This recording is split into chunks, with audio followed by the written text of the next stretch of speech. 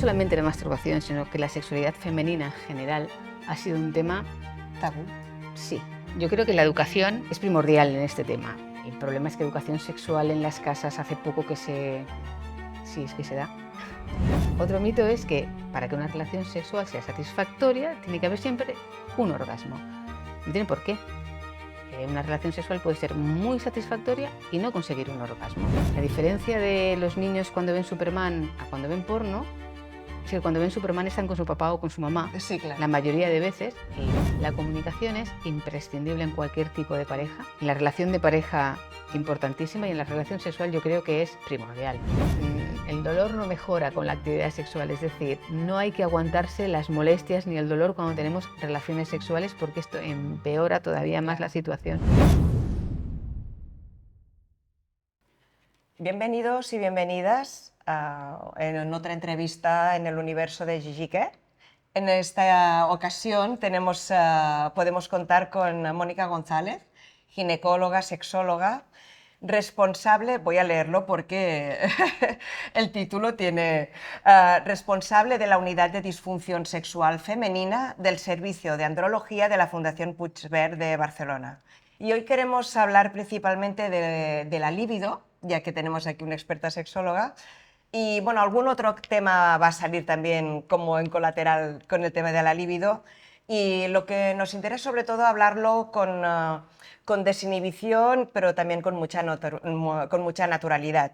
O sea que, doctora, encantada de que estés con nosotros. Bienvenido a este universo de Gigi Quer. Muchas gracias por vuestra confianza y encantada de estar aquí. Bueno, pues vamos allá, vamos a ver qué destapamos con todo el tema de la libido, ¿no? En principio, bueno, siempre hemos dicho que en general en verano solemos tener más apetencia a la hora de practicar sexo, pero quería preguntarte si realmente, por lo que tú puedes ver en consulta o en general, si realmente esto es así o es realmente un mito y esto no suele ocurrir. Ahora mismo no recuerdo si hay algún estudio que confirme realmente que esto sea cierto, pero lo que sí que es verdad es que en consulta y la percepción que yo suelo tener es que en verano, no solamente en verano, sino en cualquier época vacacional, Navidades, Semana Santa, un fin de semana, cuando las parejas de larga evolución de repente rompen la monotonía, esto aumenta la frecuencia sexual, esto aumenta la libido. Cambias el ambiente, cambias las situaciones, mejoras el contexto y esto hace que sea más propicio tener relaciones sexuales. ¿Aumenta la libido? Pues no lo sé. La libido se ve propiciada por este cambio. Claro, claro, el momento estival, que hay más relax. Yo no sé si también hay un aumento de temperatura exterior, me refiero, que no sé de si Bueno, el tiene... aumento de temperatura exterior depende cómo lo veas, porque cuando hace mucha calor, la proximidad de otro cuerpo a veces tampoco no es lo más agradable, a no ser que tengas un buen aire acondicionado. Pero sí que es verdad que primavera, verano, otoño, suele propiciar más también el mejor estado de ánimo, ¿no? Sobre todo el sol, más horas de sol, los ritmos circadianos, influyen también a la hora de tener ganas de tener relaciones sexuales cuando nos sentimos más animadas, más animados en general, pues evidentemente esto repercute en las ganas de tener relaciones sexuales. Claro. Y entonces, claro, para mantener en todo caso este ritmo, ¿qué o aconsejarías para hacer a lo mejor en otras épocas del año que saliéramos de verano? Pues yo creo que una de las cosas más importantes es intentar romper un poco la rutina, sobre todo en estas parejas, como te decía antes, de larga evolución. Eh, por ejemplo, hacer cosas divertidas acompañadas de la actividad sexual, tener citas que sean algo más que sexo con tu pareja, hacer cosas un poco diferentes. No hace falta hacer el salto del tigre ni hacer grandes, ¿no? Sí, sí, sí. extravagancias, pero romper un poco con esto de que dicen por ahí sábado sabadete. Sí, sí, sí, sí. Es Bueno, importante darle un poco de alegría, de poner un poco de sal y pimienta al sexo, más que nada para esto, ¿no? Para que no sea monótono, para que apetezca. Yo siempre les digo a mis pacientes que te puede gustar mucho los macarrones con salsa boloñesa, pero si todos los días comes macarrones con salsa boloñesa, al final los macarrones con salsa boloñesa te acaban saliendo por las orejas. Exactamente, ¿no? Y hay muchas maneras de comer pasta que no tienen por qué ser macarrones Maca- con salsa boloñesa. Es un buen paralelismo este de la comida, ¿no? A mí me encanta comer y hago muchos paralelismos con la gastronomía y con la alimentación Sí. porque considero que es otro placer más, igual que la actividad sexual, y que tiene muchas cosas que podemos jugar, ¿no? Pues ahora se me ocurre que haciendo un paralelismo con la comida, claro, no es lo mismo comer un plato que puede ser exquisito con la escenografía que a lo mejor le pongas, ¿no? Si le pones las velitas, una vaquilla, es como que te sabe mejor, claro, y a la hora de practicar el sexo, ¿no? Exactamente lo mismo. Por ahí va también lo de romper la monotonía. Eh, hacer cosas más divertidas, las velitas, un juego erótico, al strip poker, es decir, intentar no hacer siempre la misma rutina, porque la monotonía acaba cansando y por mucho que te atraiga tu pareja, a veces, sobre todo las mujeres que solemos tener la libido un poquito más justita, nos cuesta entrar en el juego si el juego siempre es el mismo. Claro, ahora es lo que quería preguntarte, ¿no? Que tenemos la creencia que hay diferencias entre hombres y mujeres en cuanto a la apetencia sexual, ¿no? Y entonces, claro, si realmente hay estas diferencias, ¿no? Bueno, tenemos diferencias físicas, esto es evidente, y hasta qué punto también afecta, ¿no? Estas diferencias físicas biológicas son evidentes y esto sí que es un factor determinante en que diferencia en algo. El factor biológico que determina la diferencia entre hombres y mujeres en cuanto al aspecto físico y también al deseo sexual es la testosterona. Nosotras fabricamos muchísima menos testosterona que los varones. En nuestro mejor momento de producción de testosterona, que es entre los 20 y los 40, debemos de fabricar como 20 veces menos. Además, de forma cíclica, no fabricamos la misma testosterona cada día del mes, sino que tenemos dos puntos, dos picos de fabricación de testosterona que son en el periodo preovulatorio, para concebir, y en el periodo premenstrual, porque no hemos concebido, entonces podemos tener actividad sexual sin poner en riesgo la gestación.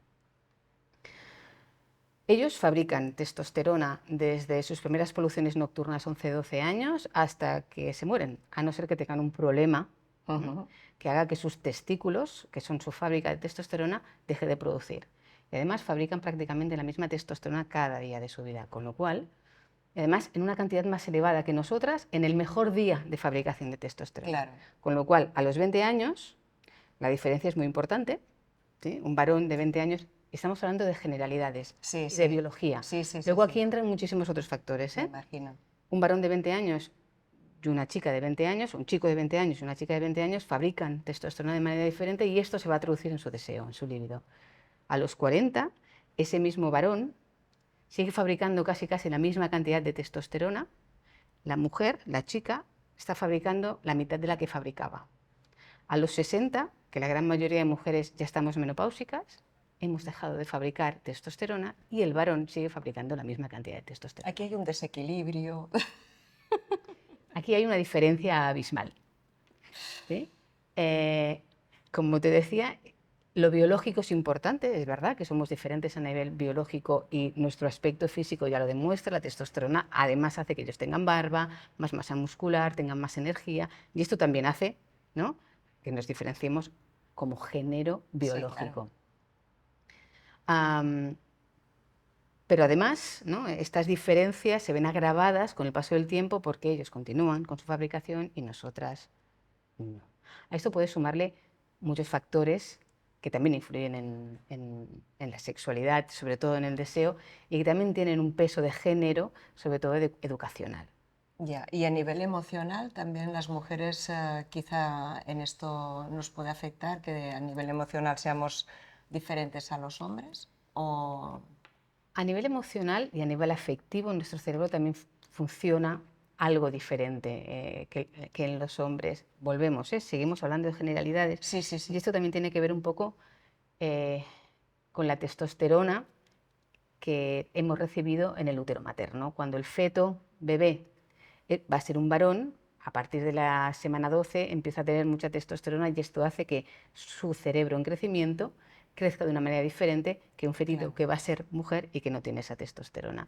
Y a nivel cerebral, las conexiones que tenemos entre los dos hemisferios son un poco diferentes entre hombres y mujeres, y esto hace que nuestra afectividad, aparte de la amígdala y el hipocampo, también son diferentes en hombres y en mujeres, y esto también puede influir en que nuestra afectividad y nuestras emociones las vivamos de una manera diferente. Claro. Sí que somos diferentes, y a Sí, nivel sí. sexual esto se nota. Claro. Pero que Claro. seamos diferentes no quiere decir ni que seamos mejores ni peores. No, no, somos diferentes. Yo creo que lo importante es que nos complementemos, ¿no? Y que Esta es la entendamos la gracia. diferencia del Claro, otro. esto sí. Después también, pensando en la libido, que es como el eje central de la entrevista de hoy, tampoco no tenemos que olvidarnos que hay una especie de creencia, bueno, hay creencias limitantes como pueden ser a lo mejor la familia, la religión, la situación social, el pudor. Claro, todas ellas, ¿cuál crees tú que es la que nos puede afectar más? O de las que te he mencionado, alguna me he dejado que claro, son aquellas veces... Son limitantes, sí, limitantes o favorecedoras. Yo creo que la educación es primordial en este tema. El problema es que educación sexual en las casas hace poco que sí es que se da. En los colegios la educación que se hace es muy sanitaria, en el sentido de que lo que intentamos es proteger a los adolescentes de ciertas conductas de riesgo, embarazos, enfermedades de transmisión sexual, y se habla poco de afectividad, ¿no? De cómo debemos de comportarnos a nivel sexual, a nivel emocional, con lo cual los adolescentes se educan solos prácticamente, ¿no? Y con unos inputs, ¿no? Hoy en día un poco Bueno, tú siempre hablabas arriesgados. de la formación activa y la formación pasiva, ¿no? Y bueno, ¿qué es lo que diferenciarías o qué diferencias pondrías tú entre la Para mí, educación pasiva y la activa a la nivel educación sexual? pasiva es aquello que recibimos de nuestros congéneres, nuestros coetáneos, ¿no? Lo típico. Tú le preguntas a un adolescente de 14 años que le ha explicado cosas sobre sexo, y yo creo que el 50% o más te va a decir que sus amigos, que lo ha mirado por internet, que ha visto pornografía. Claro, para mí eso es pasivo desde el punto de vista que tú no estás haciendo una formación realmente. Una formación, una educación sexual activa es aquello que un padre, un tutor o alguien que tenga ciertos conocimientos sobre sexualidad le explique, ¿no? A alguien que no sabe de forma activa, pues qué es lo que se tiene que esperar de una relación sexual, qué es la sexualidad, qué es más allá de lo que ellos ven muchas veces Sí. en una peli porno. Sí, que desgraciadamente esto es lo que nos lleva a situaciones como las que vemos actualmente. Y también me acuerdo que me comentaste en una charla que ya tuvimos que hay también cuestiones limitantes, bueno, con el tema masturbación, que también hay como que todavía puede haber cosas en las que se piensa que El tema de la daría para una masturbación, entrevista aparte, sí. esto sí, pero Yo creo que, sobre todo las mujeres, hemos avanzado mucho en este tema, pero quizá no solamente la masturbación, sino que la sexualidad femenina en general ha sido un tema, tabú, sí, tabú, mal olvidado. visto. El placer femenino no existía. Hasta hace relativamente poco muchas mujeres no sabían cómo eran sus genitales, y yo creo que todavía hay un porcentaje importante de mujeres que nunca han cogido un espejo y se han mirado los genitales. Claro, aquí también tenemos un factor biológico en detrimento de la mujer. El varón tiene los genitales mucho más expuestos, son más fáciles de ver, se los tocan 3, 4 veces al día mínimo para ir a hacer pis, Sí, sí. y se los tienen que ver. Claro, nosotras nos sentamos, nos miramos, nos tocamos a través de un papel para secarnos la vulva, y ya está. Y o tienes curiosidad o alguien te dice que es bueno que te mires y que te explores, muchas veces, hasta que no eres bien mayor y te surge la necesidad, no te miras. Claro. Con la masturbación pasa un poco lo mismo. Por lo mismo que explicábamos antes, de que la testosterona tiene más potencia en el varón, suelen tener más deseo, tienen más interés, más curiosidad, más pensamientos sexuales antes que las mujeres. Volvemos, hablamos de Sí, generalidades. sí, no, no, está claro. Y siempre han tenido menos tabú. La masturbación ha sido castigada por la religión judeocristiana y la musulmana también. Los musulmanes, Sí, sí. lo de desperdiciar la semilla es pecado. Sí, sí. Ha sido siempre mal vista en todas las religiones monoteístas, que a las mujeres sobre todo, Sí, sí. nos han perjudicado mucho respecto a nuestra sexualidad, pero a los hombres también. Masturbarse, bueno, supongo que todos los varones de una cierta edad en su casa, en sus colegios, les han dicho que si se masturban le va a salir pelo en las manos, se van a quedar estériles, se le caían los dientes o se quedaban calvos. Pero todavía, pero esto ahora no. Ahora no, pero Bueno, quiero pensar que no.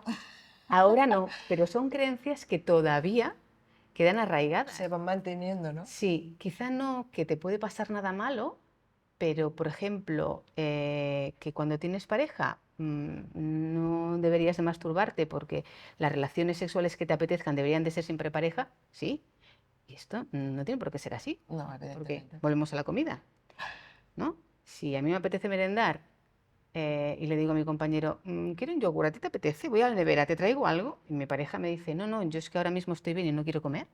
Yo dejo de comer porque mi pareja no quiera comer. No, si me apetece voy, cojo el yogur o cojo la manzana o me cojo la galleta de chocolate y me la como.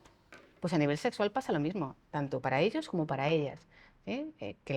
Que cuando tenemos una pareja estable, la única actividad sexual debería de ser en pareja.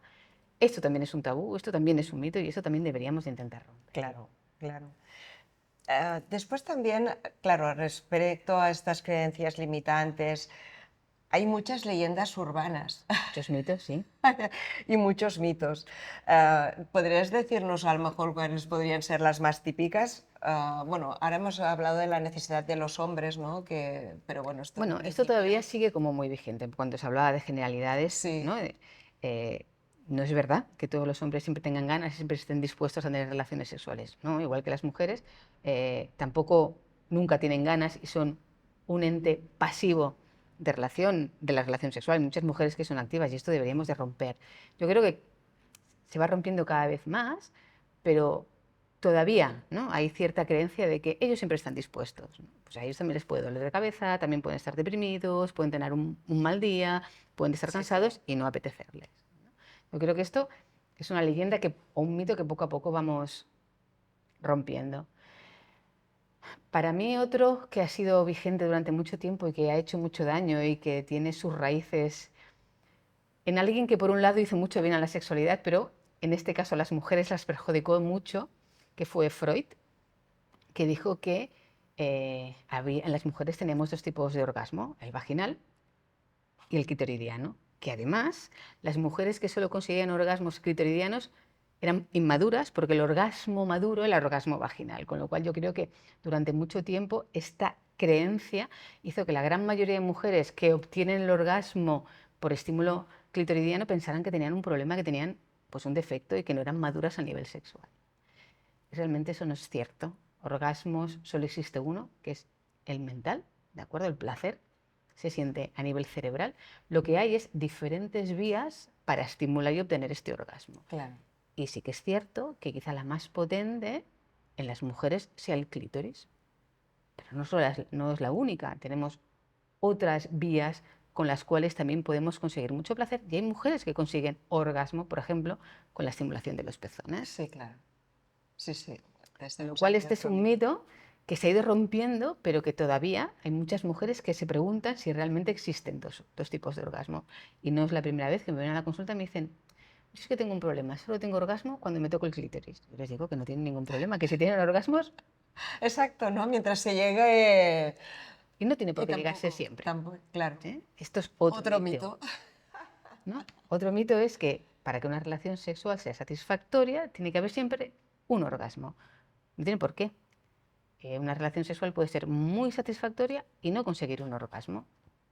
Si la relación se ha acabado y ha sido satisfactoria, ha sido agradable, el compartir nos ha llenado, que no haya un orgasmo no tiene por qué ser un hándicap. Claro, o el multiorgásmico de la mujer.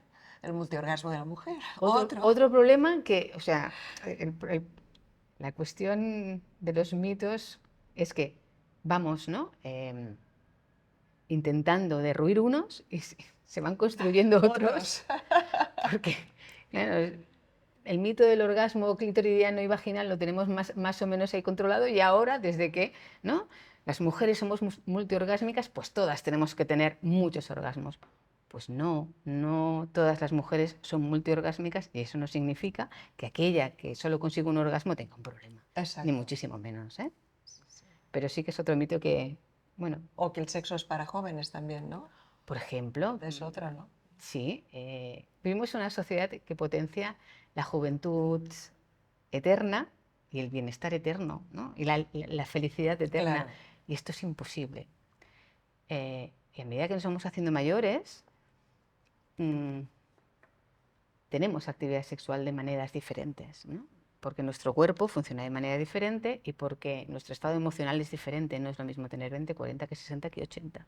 Pero eso no significa que con la edad tengamos que dejar de tener actividad sexual. Claro, o dejar el placer, o sea, lo puedes tener de muchísimas formas. Evidentemente. Ni que solo podamos tener relaciones sexuales la gente que está sana, ¿eh? Hay enfermedades crónicas, hay pacientes oncológicas y oncológicos que, a pesar de tener una enfermedad relativamente grave, continúan con un cierto deseo de mantener actividad sexual, y además es bueno y sano porque fabricamos endorfinas, porque eso nos genera bienestar y esto nos ayuda a estar de una forma más positiva con respecto a la vida, y esto siempre ayuda a afrontar Claro. las diferentes patologías o los diferentes reversos que nos Sí. puede dar la vida. Bueno, de hecho ahora esto que estaba pensando en las leyendas urbanas va como muy ligado con lo que decíamos antes de la formación o la información que recibamos, porque claro, si tú realmente has tenido una buena formación, por muchos mitos, leyendas, no te los crees, porque ya tienes bueno, tu criterio y tu conocimiento y dices, oye, no, con Ahí esto que me estamos. dices, ¿no? El conocimiento. El conocimiento es poder, y Sí, además nos da esta sensación de poder, como mínimo, poner en duda lo que la gente dice por la calle, ¿no? claro. Con la pornografía estamos teniendo ciertos problemas con la gente joven, precisamente porque piensan que lo que ven en las películas es lo que deberían de repetir ellos. Estamos teniendo, bueno, pues ciertos problemas, ya no solamente de mitos, que ya, Sí. ¿no? Es bastante grave que las creencias te impidan vivir, que ciertas creencias te impidan vivir tu sexualidad de una forma sana y satisfactoria, pero además que el intentar repetir ciertos patrones que no son reales, porque al fin y al cabo es una película. Exacto, es una película, es fantasía. Exacto, es como Superman. Yo siempre le digo a mis pacientes más jóvenes que Superman no existe. En las películas porno los actores existen, pero no hacen todo lo que sale en la película. La diferencia de los niños cuando ven Superman a cuando ven porno es que cuando ven Superman están con su papá o con su mamá, Sí, claro. la mayoría de veces, y cuando, uy, mira, abuela, no, cariño, si lo intentan hacer, ahí está papá y mamá para decirle, no, no, porque Superman es un personaje, tú no puedes hacer Sí. esto. Pero la pornografía la ven solos. No tienen a nadie que les diga que eso no es lo que pasa en la realidad, Claro. ¿no? Y que no es lo que tienen que intentar imitar en sus vidas. Claro que con Superman, digamos que es obvio que una capa, te pones una capa y no te hace volar, pero claro, como son desconocedores, porque a lo mejor igual no han practicado sexo en su vida, Ahí ven estamos. aquello y dicen, ah, pues oye, pues tendré que hacerlo como sea, pero tendré que llegar a hacer lo mismo que estoy viendo, ¿no? Como son sus primeras experiencias o sus primeros contactos con la sexualidad, evidentemente es lo que creen que deben de repetir, ¿no? La gran mayoría de seres humanos aprendemos mucho por imitación, y si tú ves una vez y otra vez una cosa, piensas que así es como se tienen que hacer las cosas y así intentas hacerlas tú. Sí, bueno, y además estas películas están creadas también para excitar realmente, no están hechas para educar, sino para excitar, Evidentemente. básicamente. Entonces, claro, tenemos aquí una juventud, digamos, como Hiperestimulada muchas veces. hiperestimulada. Esta sería, sí, sí, la De mejor hecho, este es definición. uno de los problemas, que el estímulo visual es un estímulo muy potente, y cuando se acostumbran a excitarse con este tipo de estímulos, luego les cuesta mucho excitarse con otro tipo de Exacto. estímulos. Y además idealizan ciertos patrones femeninos que muchas veces no consiguen en la realidad, porque no todas las Sí, mujeres somos actrices porno, con lo cual Sí, no sí. todas tenemos ni esos cuerpos, ni realizamos esa serie de actividades en nuestra vida sexual. Claro. claro. Sí, esto es, realmente estamos en un bueno, es algo peligroso también porque se están creando unas pautas Bueno, se está intentando que haya una ley de pornografía que regule ojalá sí, este sí. tema, Y el porque acceso a esto, sí. sí, el problema es que pornografía ha existido desde siempre, Sí, sí, sí. toda la vida. Lo que pasa que la manera de acceder a esta pornografía ha sido muy Es muy fácil. diferente. Antes, bueno, pues había grabados, había libros, había alguna película, ¿no? Yo siempre recuerdo que en la época de Franco se iba a ver las películas Sí, a Perpiñá, ¿no? Las películas sí, sí, sí, sí, de sí. dos rombos que aquí no podíamos ver, pues iban O a ver. las fotonovelas, me acuerdo que eran las Exacto. fotonovelas que eran foto, pero no Sí. era como... Y Sí, sí, además, tienes que ser adulto para acceder a esto. Hoy en día, cualquier niño de 9 a 18 años tiene un móvil con acceso súper fácil a páginas pornográficas que si no hay un buen control parental, eh, sí, sí. están accediendo a una edad que no toca, con unas herramientas que no tocan, porque no saben filtrar. Es un tema Sí. complicado. Ujú. Más están adquiriendo unos patrones de activación que tampoco les benefician. Sí, yo aquí creo que hay que ser valiente a la hora de marcar unas normas y a la hora de marcar una educación también por parte de los padres, escuelas, etcétera. Pero yo creo que hay que ser valiente porque yo creo que nadie se atreve, como son edades difíciles, ¿no? Sí, son edades complicadas. Complicadas y claro, tienes que saber Manejar la situación. manejarlas. Lo que pasa es que también desde el gobierno hay que poner algún, ¿no?, algún límite, Sí, sí, algo sí, está clarísimo a nivel legal, sí, sí, sí. para controlar todo este tema, que yo creo que están en ello, ¿eh? Desde la FES, que es la Federación Española de Sociedades Sexológicas, están intentando, bueno, como se está viendo toda la problemática a nivel sexual que está comportando esto para los jóvenes y los adolescentes y los no tan jóvenes, porque hay mucho adulto que está creando adicción a la pornografía. Claro, Claro, es un problema también. sí. Con lo cual, el poder gestionar todo esto desde una plataforma legal yo creo que nos va a ayudar mucho a la educación, que evidentemente tiene que ser desde casa. Bueno, Ya puede ser desde las escuelas. El problema es que desde las escuelas, ya te digo, la mayoría de la educación sexual sí. que se imparte es preventiva y no afectiva. O sea que ya sabéis, papás y mamás que tengáis hijos jóvenes, no tengáis vergüenza, hablar con sinceridad, con normalidad y sobre todo controlar qué es lo que hacen vuestros hijos y hijas. Bueno, y ahora también, un poco con estas ideas o mitos que tenemos creados, claro, ¿qué pasa si no se practica sexo? Tanto a nivel o individual o en pareja. O sea, ¿hay afectaciones físicas o mentales? ¿O esto también es otra de estas leyendas o mitos? O sea, dices, bueno, si no, y esta, ¿qué pasa si...? No hay ningún problema biológico ni fisiológico si no practicas sexo. Es decir, el sexo no es una necesidad fisiológica como el comer, el beber, el respirar. No, no. No te ocurre nada a nivel físico si no tienes relaciones sexuales, pero sí que da calidad de vida. Y la calidad de vida da mejor vivir. Y el mejor vivir pues hace que tú te sientas mejor en muchos aspectos de tu vida. ¿Qué te ocurre si no practicas sexo? Si realmente lo haces por convicción, porque no te llama, porque no te apetece, porque hay un porcentaje de la población que se declara asexual, que no tiene ningún tipo de interés en ni intercambiar actividad sexual con otra persona, ni en practicar sexo con uno mismo. Simplemente Bueno, si no hay necesidad o no hay no te necesidad, apetece, pues... no pasa absolutamente nada. Nada. Lo que pasa que, bueno, es como si me preguntaras, ¿pasa algo si yo nunca voy al teatro? No. Bueno, si no vas tú te lo pierdes, ¿no? Bueno, Ahí estamos. te he respondido yo, ¿no? Si no voy, yo me lo pierdo. Sí, Yo me sí. lo pierdo si me gusta, Bueno, claro, si no te gusta, claro. pero en Pero al principio menos prueba de ir, ¿no? A ver si te gusta, ¿no? Pero bueno, esto también es que es tan personal que, y claro, en estas cosas nada es criticable, ¿no? La yo cuestión. creo que siempre hay una base biológica, sobre todo porque no debemos olvidarnos de que somos animales y que como animales en nuestro ADN está dejar nuestro ADN, ¿no?, Sí, claro. en este mundo, con lo cual un cierto empuje biológico de mantener actividad sexual precisamente para la procreación siempre hay. Lo que pasa que como a nivel social esto le ha dado tantas capas y tantas capas y tantas capas, bueno, pues es posible que haya personas que en todas estas capas hayan perdido este instinto, ¿no? De, no sé si decir supervivencia, sí, supervivencia de la especie, sí, exacto. con todo lo social y lo biológico se haya descartado del todo.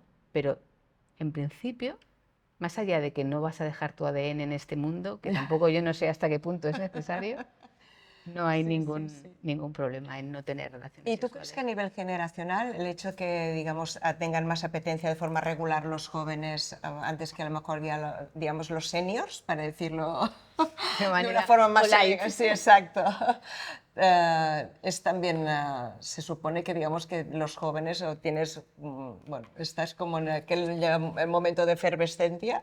Yo creo que como en otros muchos aspectos de nuestra vida, eh, la edad tiene un peso, a veces para bien y otras veces para mal. Nuestro cuerpo envejece, nuestros tejidos envejecen, nuestros neurotransmisores se fabrican de una manera diferente con la edad, nuestras hormonas se fabrican de una manera diferente con la edad, con lo cual es normal que nuestra actividad sexual vaya variando a lo largo de nuestra vida. Además va a depender mucho del ciclo vital en el que estés, no solamente de la edad, sino de tu contexto. Pues no es lo mismo tener 40 años y tener 4 niños pequeños y 2 abuelos en casa, ¿no? Tienes 40 años, pero tienes un contexto Sí. sociofamiliar que tener 40 años, tener una pareja estable pero no tener hijos, no tener a nadie a tu cargo, con lo cual esto va a suponer un desgaste vital diferente. Claro. ¿Sí? Pero sí que es cierto que con el envejecimiento del cuerpo, igual que otras funciones de nuestro cuerpo se enlentecen Sí. o cambian, ¿no? La sexualidad también. También. Eso no significa que se acabe, ¿no? Simplemente cambia. Muy bien. Y, después también lo que pensaba que es muy importante a la hora también de tener unas buenas relaciones, ya, digamos, ya no sé si estaría relacionado con la libido, es tener un buen diálogo con la pareja, ¿no? Es decir, explicar, o incluso en el momento de las relaciones, esto me gusta, esto no me gusta, o incluso también cuando ya hay algún tipo de impedimento, yo creo que en esto creo que a lo mejor hemos mejorado, ¿no? En que ya hay más comunicación en las parejas y cuando sobre todo hay un problema, es decir, oye, en lugar de callártelo y pasarlo en silencio, no me atrevo. Yo creo que esto ha ido cambiando con el tiempo, que ha mejorado y evidentemente que es primordial. La comunicación es imprescindible en cualquier tipo de pareja, perdón, en cualquier tipo de relación. En la relación de pareja importantísima y en la relación sexual yo creo que es primordial. Am, Saber lo que te gusta y poderlo comunicar, saber lo que le gusta, poder ofrecer, es muy importante. Con lo cual, si tú dices y el otro dice, la comunicación Claro. te ayuda a mejorar las situaciones y también el poder disfrutar más de tu cuerpo. Pero además, esto en cualquier actividad sexual puntual, tengas pareja estable o no tengas pareja estable, ¿sí? Saber qué quieres y cómo lo quieres y poderlo transmitir sin ese tabú, sin esa vergüenza, sin ese pudor. Pues igual que si vas a un restaurante y pides la carta, ¿no? Cuando te preguntan, ¿cómo quieres el bistec? ¿No? Que diga mu, que sangre, o lo quieres quemado. Sí.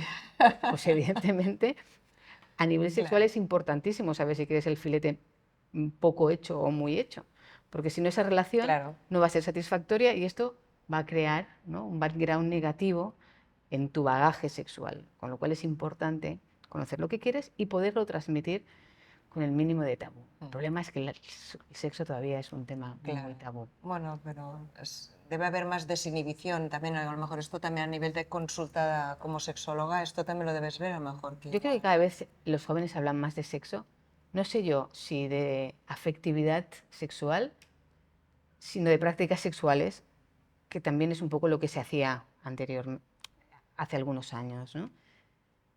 Yo creo que van rompiendo tabúes, que son capaces de comunicarse mejor con la pareja. También es verdad que desde que la mujer se ha empoderado y se ha responsabilidad de su placer sexual, las cosas han cambiado en lo de comunicar, en lo de em, transmitir,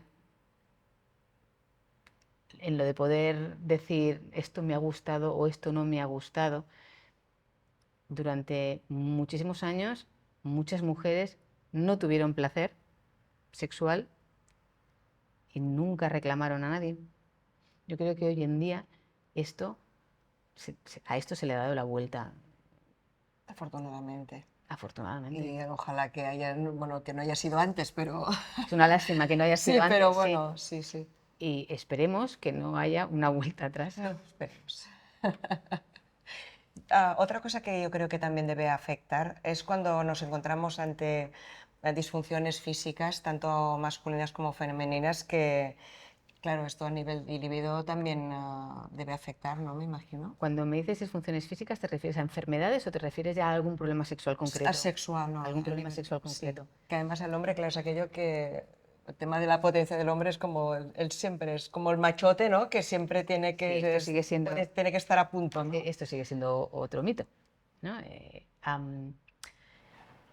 Cuando hay alguna dificultad sexual, la libido suele disminuir.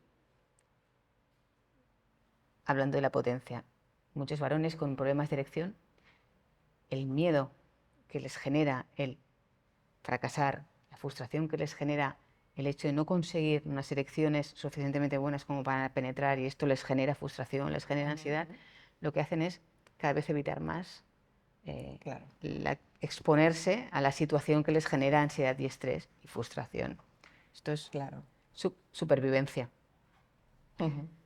Estoy hablando de varones, con lo cual pueden verse afectada la libido y a veces, es poco frecuente, pero a veces consultan porque tienen bajo deseo y lo que realmente tienen es un problema de erección que les ha generado una disminución de la frecuencia y que cada vez tengan menos ganas. En cuanto a las mujeres, yo creo que el problema que más afecta a la libido es el dolor.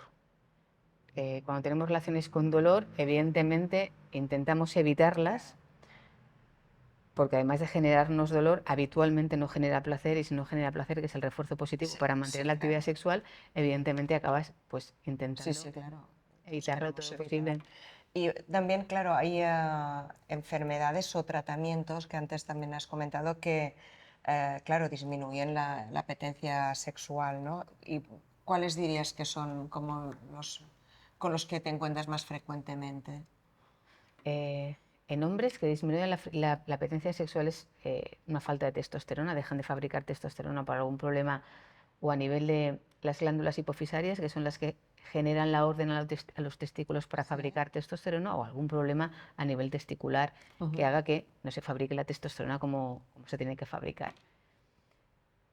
Además, evidentemente, según qué procesos patológicos, enfermedades oncológicas, la depresión es una enfermedad que suele disminuir muchísimo la libido, tanto en hombres como en mujeres, y además los tratamientos para la depresión mejoran el estado de ánimo en casi todos los aspectos, excepto en el sexual. La esfera sexual se ve bastante afectada por los antidepresivos.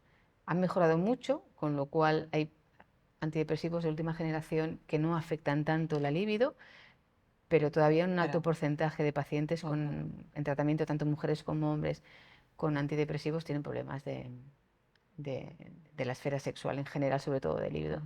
Y en las mujeres, yo creo que los procesos oncológicos disminuyen mucho la libido, sobre todo todos aquellos que eh, generan un déficit hormonal. Esto hace que se afecte mucho el deseo. Y yo creo que las mujeres en general eh, se ven más afectadas por la enfermedad en cuanto al deseo que no los hombres. Bueno, también me imagino que el hecho de, claro, los tratamientos oncológicos afectan mucho también, bueno, a nivel de tu aspecto, ¿no? Y entonces sí. se baja un poco la autoestima, es como un poco que todo... Todo aquello que altera tu percepción Mm, de autoimagen sí, corporal claro, puede afectar la claro, libido. sí. Y cuando hablamos, que hablamos de atrofia vaginal, a qué nos referimos cuando decimos atrofia vaginal? Cuando decimos atrofia vaginal, la atrofia no es más que el hecho de que una zona de un tejido en nuestro cuerpo pues deja de tener las capas que necesita para funcionar bien, ¿no? O deja de funcionar como es debido. En lo referente a la mucosa vaginal, esto ocurre sobre todo cuando dejamos de tener estrógenos. Y esto ocurre en diferentes periodos vitales de la mujer. Uno muy importante por el que pasan algunas, no todas, es la lactancia materna. el puerperio inmediato después del parto. Todavía no fabricamos estrógenos hasta que dejamos de dar la teta. Si damos el pecho durante meses hasta que no nos viene la regla, no volvemos a fabricar estrógenos de forma normal y esto puede afectar la mucosa, provocando un adelgazamiento, que de hecho es la atrofia, es esto, un adelgazamiento de la mucosa de la vagina y puede provocar diferentes sintomatologías, entre ellas dolor con las relaciones sexuales.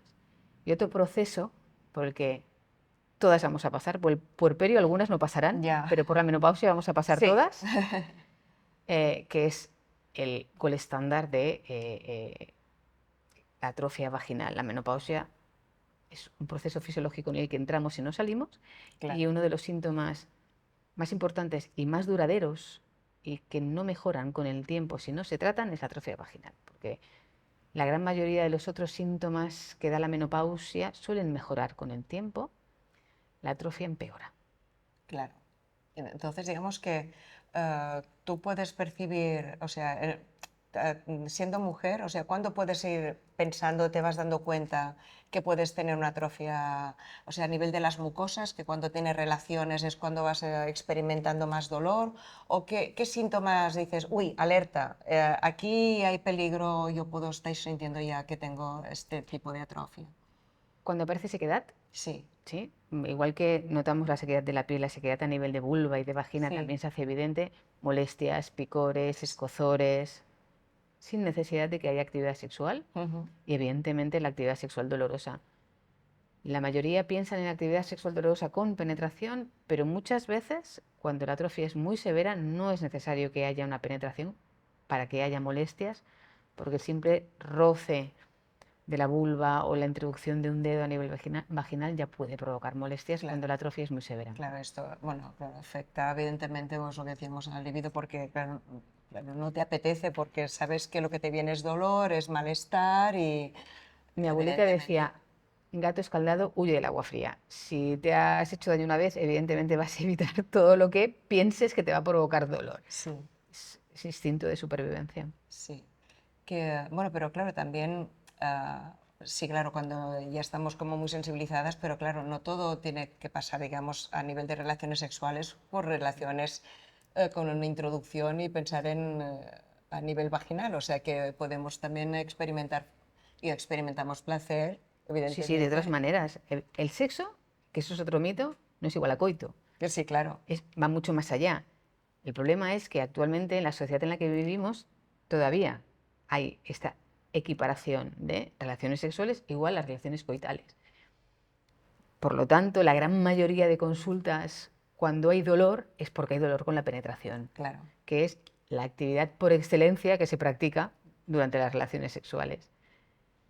Además, consejo, el dolor no mejora con la actividad sexual, es decir, no hay que aguantarse las molestias ni el dolor cuando tenemos relaciones sexuales porque esto empeora todavía más la situación, porque además de tener una mucosa atrófica debido, pues esto, al estado estrogénico, al estado hormonal, acabamos haciendo una contractura del suelo pélvico porque cuando tenemos dolor apretamos la musculatura de la vagina, porque la vagina es un tubo muscular.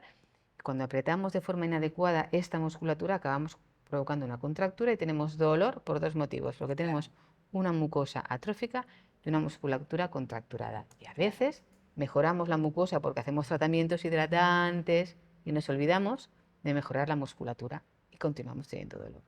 Y es importantísimo no tener relaciones con dolor.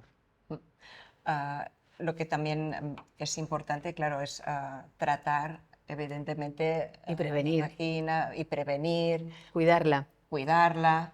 Y bueno, ahora aquí un poco ya entrando pues como en el terreno de Gigi, pero sé que tú eres amante para a nivel de hidratar la vagina, prefieres los aceites con respecto a otro tipo de productos. ¿Y qué es por qué piensas que el aceite siempre es mejor que a lo mejor geles o otro tipo Mira, yo de producto? trabajo bastante con pacientes oncológicas y las pacientes oncológicas muchas miran la composición de los productos. La gran mayoría de aceites son productos naturales, no llevan parabenos, no llevan disruptores estrogénicos, con lo cual para mi público, para mis pacientes, el producto es mucho mejor. Además, la calidez del aceite no la tienen los geles, que suelen ser más fríos. La absorción es bastante mejor, a mí me gusta mucho más. Y aparte, yo creo que otras características organolépticas, como por ejemplo el olor, ¿no? Hay muchos geles que son neutros, que está bien, que no huelen, pero hay algunos geles que tienen olores, bueno, y la mayoría de aceites, en especial el vuestro, que ya sabes que me encanta, tiene un olor muy agradable. Sí, Con lo cual, para mí, aquí estamos. que creo que todo suma, ¿no? O todo resta, que el producto sea agradable, que huela bien, que se absorba rápido, que no deje restos, ¿no? Que sea agradable de usar es muy importante. Bueno, yo quería aprovechar esta ocasión primero para agradecerte, porque con la doctora Mónica González hemos estado haciendo, ella ha dirigido un test para comprobar la eficacia del aceite reparador de Gigi Care y con unos resultados extraordinarios. Tenemos que mejorar, como me has dicho, el tema de los aplicadores, pero porque este es un tema que además sabemos que es muy sensible y sobre todo en estas vaginas como más atrofiadas, pero sí que estamos muy contentas por los resultados que hemos tenido. Y claro, es agradecerte A la vosotros. disponibilidad de profesionales médicos como Mónica, que bueno, estáis siempre a disposición, sobre todo bueno, para cosas que sean para el bien de vuestras pacientes y de las Siempre. mujeres en general, Sí, ¿no? sí. No sé si a lo mejor querías hacer algún tipo de aportación, pero ya has hablado Yo creo que ya los lo he hecho. aceites, de los aceites. Bueno, pues nada, queremos agradeceros vuestra atención. Seguir dando y continuando las gracias para la doctora Mónica González, que esperemos que, bueno, si quieres, estás invitada Gracias. para otra velada tan encantadora como esta. Y ahora sí que tenemos un pequeño obsequio para ti de agradecimiento. Muchas gracias. Bueno, aquí tienes un pequeño lote de productos de Gigi Care. Muchas Bueno, el gracias. aceite reparador ya lo conoces. Eso es imprescindible. Y el aceite jabonoso y esta crema de noche. Y esto es un pequeño detalle y ahora creo que te va a apetecer. Son unas cavas para todo. Oh. Que son productos ecológicos y hay un cava Brut Nature y un vino blanco que espero que lo puedas disfrutar. Pues ahora en veranito en la nevera y vamos, seguro que sí. Muchísimas Perfecto, gracias, gracias Gloria. a ti, gracias.